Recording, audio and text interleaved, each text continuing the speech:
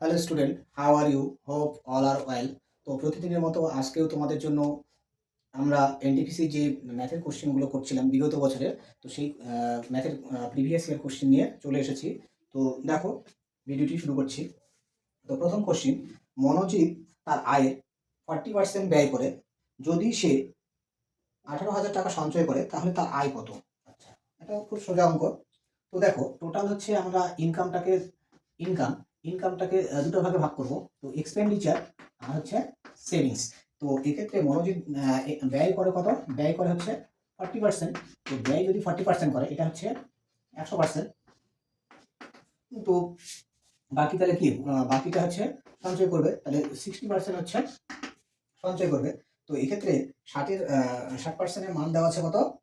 18,000 টাকা। তাহলে 1%-এর মান কত? তো দেখো, 60% 60%-এর ভ্যালু দেওয়া আছে 18,000 টাকা। আচ্ছা, তাহলে 1%-এর ভ্যালু কত হবে? 1%-এর ভ্যালু হবে তো 18,000, এটা বাই হচ্ছে 60। আচ্ছা, 100%-এর মান এক্ষেত্রে আমাদের কি বের করতে বলছে? আয় কত? তাহলে 100%-এর ভ্যালু বের করতে হবে। 100%-এর ভ্যালু কত হবে? 100%-এর ভ্যালু আমি এখানে করলাম। তো এখানে ইনটু করতে হবে কত? 100 দিয়ে গুণ করতে হবে। তো 100 দিয়ে যদি গুণ করা হয় তাহলে এই জিরো ক্যান্সেল হলো। তো এবার 6 দিয়ে এটাকে যদি আমি কাটি তাহলে কত হচ্ছে? 6 দিয়ে কাটলে এটা হচ্ছে আমাদের 3, এটা ঠিক আছে। তো এটা হলো, তাহলে 300-র সঙ্গে 100 গুণ করলে কত হবে? 3, 4টা দিল, এটা। তাহলে এক্ষেত্রে আমাদের সঠিক আনসারটা কত হচ্ছে? 30,000। তাহলে তার অ্যানুয়াল সঞ্চয় কত?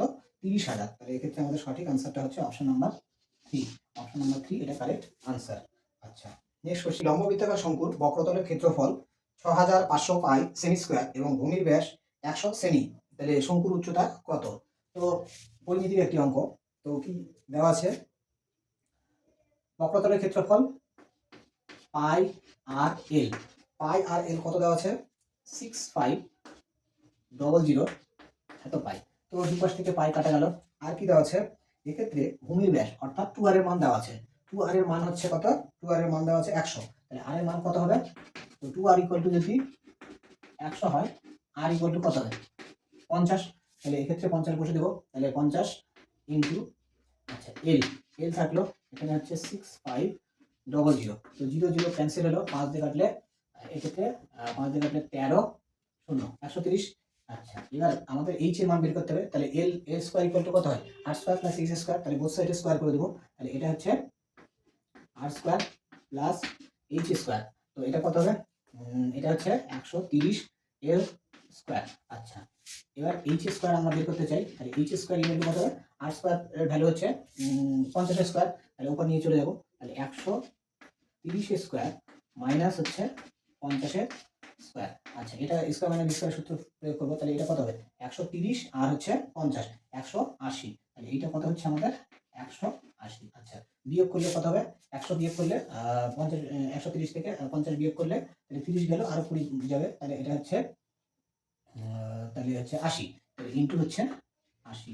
আচ্ছা, এইটা, তাহলে এইটা হচ্ছে এইচ ইকুয়াল টু কত হবে? এইচ ইকুয়াল টু, এটা হচ্ছে আমাদের রুট ওভার করতে হবে। তাহলে এটা রুট করলে কত হবে? এক্ষেত্রে দেখো দুটো জিরো রয়েছে, তাহলে দুটো জিরো মানে 100। আমি 100টাকে আলাদা করে নিয়ে নিলাম। আর এক্ষেত্রে থাকলো 18 আর হচ্ছে 8। 18 আর 8, 18টাকে আমরা কি লিখতে পারি? 18টাকে লিখতে পারি হচ্ছে 9 ইন্টু 2। আচ্ছা, 9 ইন্টু 2। আর এই 8কে লিখতে পারি হচ্ছে 2 ইন্টু 4। ঠিক আছে।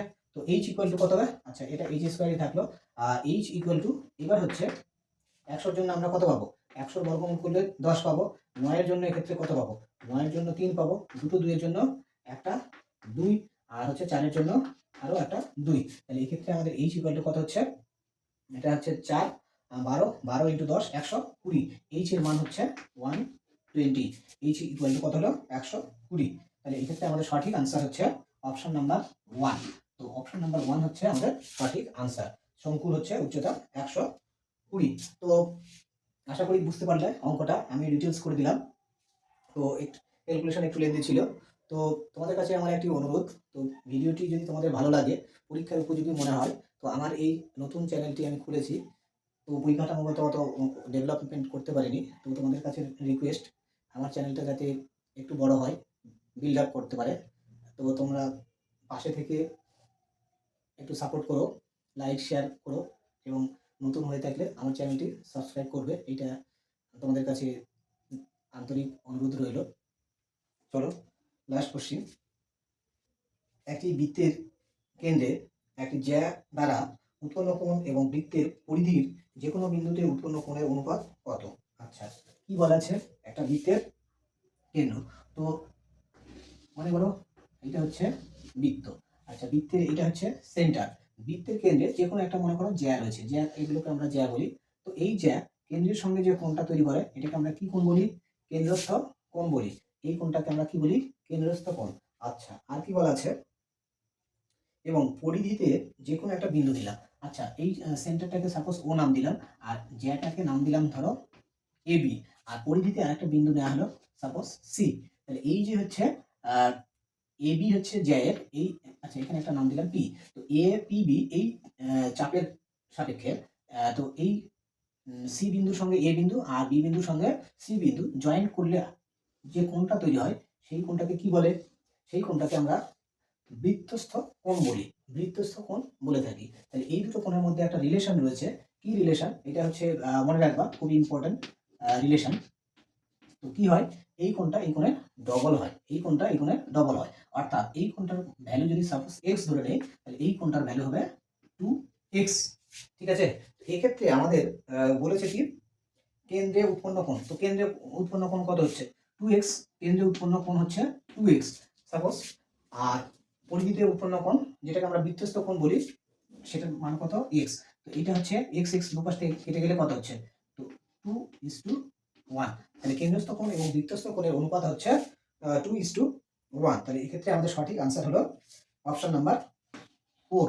তো রাইট আনসার অপশন নাম্বার 4। তো আজকে এই পর্যন্ত ছিল।